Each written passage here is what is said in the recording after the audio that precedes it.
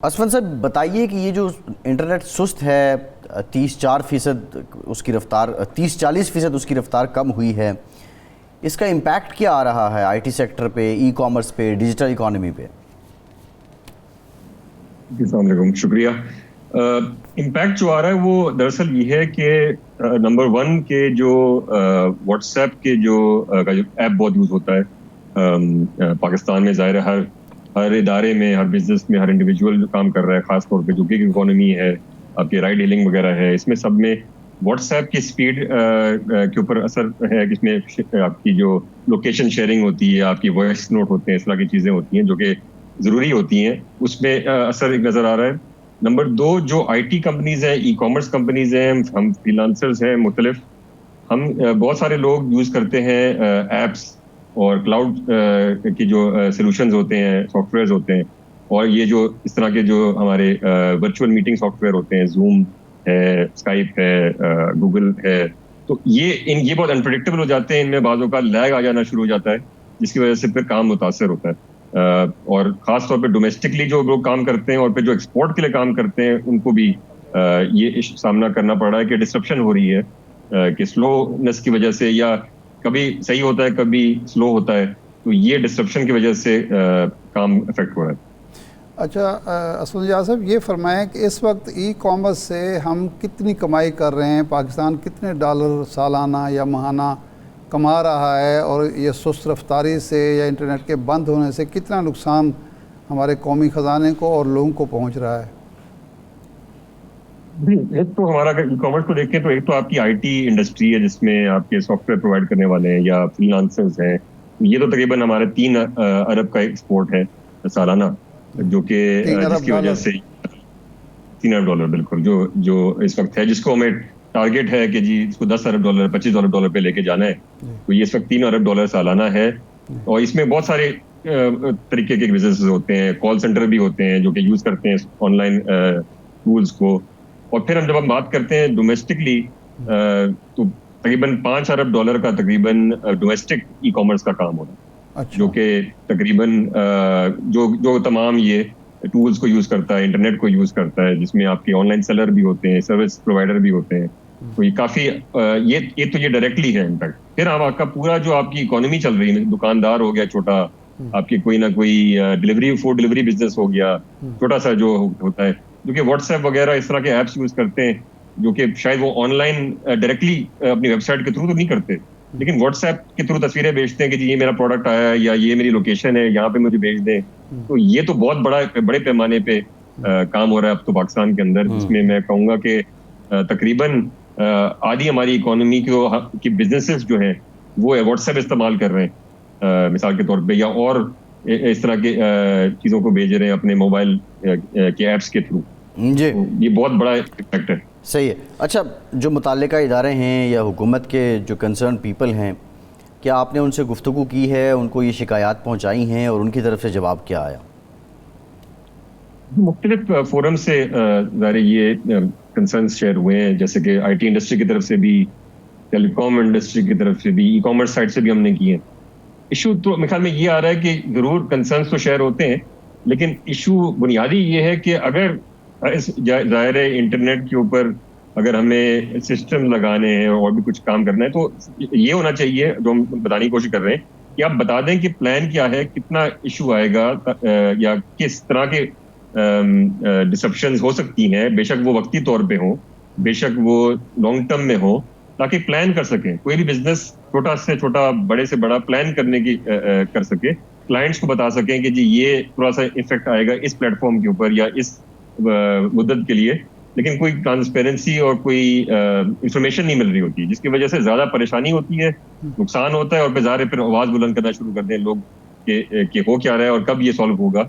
और फिर हमारा इमेज एज अ, चाहे वो इंडिविजुअल बिजनेस हो या एज अ फ्रीलांसिंग कम्युनिटी हो या आईटी इंडस्ट्री हो पाकिस्तान का, फिर इमेज पर खराब होता है, क्योंकि आप पे कुछ गारंटी नहीं कर सकते, ना बता सकते कि कब ठीक होगा, या किस हद तक कब तक ठीक है अभी, या कब खराब हो जाएगा खुदा न खास्ता दोबारा। अच्छा, ISP और WISP दावा कर रही है कि, यानी दोनों ये एसोसिएशंस हैं, वो दावा ये कर रही हैं कि अगर यही सिलसिला चलता रहा और चंद हफ्तों तक ये रफ्तार दुरुस्त न हुई तो हम कारोबार बैरून मुल्क मुंतकिल करने पर मजबूर होंगे। तो क्या वाकई इतना ज़्यादा नुकसान हो रहा है या इतना ज़्यादा ख़दशात हैं कि बैरून मुल्क के कारोबार मुंतकिल करने के बारे में सोचा जा रहा है, ये वैसे ही दबाव डालने के लिए एक बयान दे दिया है? मेरे ख्याल में ये यकीनन एक, क्योंकि ये चंद हफ्तों की बात नहीं, ये मुसलसल थोड़ा सा वक्तन फक्तन होता रहा है पिछले 6 महीने में, तो ये जरूर एक रिस्क है और नजर आ रहा है कि बिजनेस को करना पड़ रहा है या सोच रहे हैं इस तरफ सीरियसली। और ये देखिए बहुत आसान होता है।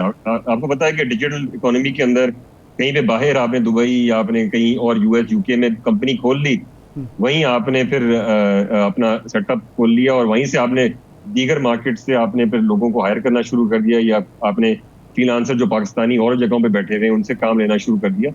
तो इन दी एंड आपको ये कोई मुश्किल काम नहीं है, बल्कि दुनिया भर में ये हो रहा है। तो मैं समझता हूँ कि लोग ये जरूर सीरियसली कंसिडर कर रहे हैं कि अगर एक दफा दो दफा 3 दफा क्लाइंट आपका अगर परेशान होगा आपकी वजह से, तो वो खुद कहेगा कि भाई आप या तो कुछ सोल्यूशन ढूंढने इसका, या फिर मैं किसी और के पास अपना काम ले जाता। सही है। अच्छा असफंद यार साहब, एक ये जो सर्विस प्रोवाइडर्स हैं, नेटवर्क प्रोवाइडर्स हैं, एक ये भी कंसर्न आ रहा है कि इन्होंने ख़ुद को अपग्रेड नहीं किया आज, बल्कि सेनेट की कमेटी में भी ये बात हुई। तो हार्डवेयर अपग्रेडेशन, नए सिस्टम अपग्रेडेशन क्या पाकिस्तान में ये मामूल के मुताबिक हो रही है? ये एक अच्छा सवाल है। इम्पोर्टेंट बात ये है कि पिछले 3-4 साल में हमें यही नजर आया है। मैं खैर उससे इंडस्ट्री ताल्लुक नहीं रखता, लेकिन हम ज़ाहिर उस पर नजर रख रहे होते हैं। तो ये जरूर है कि हार्डवेयर इंफ्रास्ट्रक्चर पे इन्वेस्टमेंट उस तरह से शायद नहीं हुई है। इसमें आप देख भी रहे होंगे कि टेलीकॉम प्रोवाइडर एक बिग या कोई और मर्ज करने की कोशिश कर रहे हैं, तो इन्वेस्टमेंट उस तरह से नहीं हुई है। और इन्वेस्टमेंट हमारी इंफ्रास्ट्रक्चर जो है वो अगर हमारे नेबरहुड में देखें, रीजन में देखें, तो हमारी लो है। तो हमारा ये जरूर एक चैलेंज है कि 3G सर्विसेज जो है मोबाइल ब्रॉडबैंड की, वो बड़े शहरों के से बाहर मिलती भी नहीं मुश्किल से। 4G और 5G तो 5G तो दूर की बात है। तो ये एक चैलेंज तो है मेरे ख्याल में। But at the same time ये डिफरेंट मैटर है। और साथ में अगर हम जो ऑलरेडी इंटरनेट मौजूद है, इंफ्रास्ट्रक्चर मौजूद है, अगर उसको डिस्टर्ब होना शुरू हो जाएगा, तो फिर तो एक दोनों तरफ से हमें एक प्रॉब्लम है ना, कि हमारा इंफ्रास्ट्रक्चर ग्रो भी नहीं हो रहा, एक्सपैंड भी नहीं हो रहा, और जो मौजूदा इंफ्रास्ट्रक्चर है वो भी फिर इस तरह से इंफ्रास्ट्रक्चर के अलावा इन स्लो डाउन या इस डिस्ट्रप्शन की वजह से फिर इफेक्ट हो रहा है।